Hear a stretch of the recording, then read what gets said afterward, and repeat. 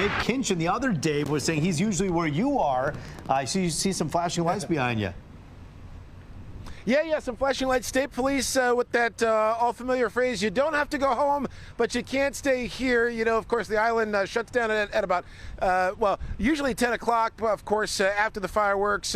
Now it's a bit later, but they're getting everybody off the island. We'll go to some video, though, and show you all the fun as people watched it here from Belle Isle, and you can definitely feel it coming across the river, kind of like how Dave described it. You feel it in your chest. You do. You can kind of hear it ricocheting off the buildings and then coming across the water as well. Some of the thicker cloud cover, at least from this angle, some people were saying, you know, it wasn't, you couldn't see it quite as clearly. A little bit of a visibility that was hampered by Mother Nature, but still, after all the rain and everything else that came down, many people, they're happy that it went off without a hitch, that it stayed on schedule.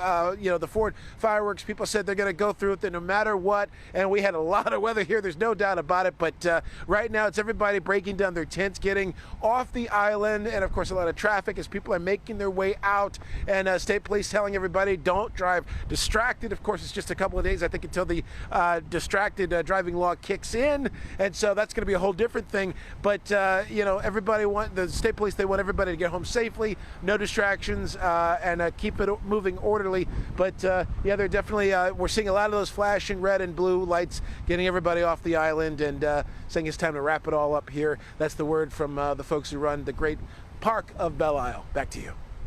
Yeah, this is exciting stuff. Now, Dave, as someone who, you know, was here in the metro area for so many years, and you went away, you came back, this is something of a tradition that's so exciting for all of this community to watch.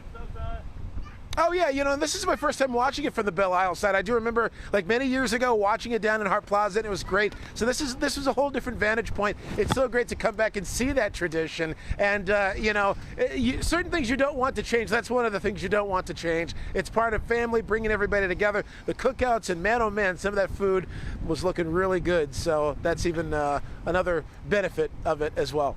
Yeah, you make some friends this year, and then next year you come back and find them. And then you can actually eat the food, not just look at it. Dave Kinchin for us live. Good stuff. Yeah, I'll bring the chips, too. I'll bring the chips or something, too. Yeah, and the salsa. It's a you can add to it. Thanks, Dave.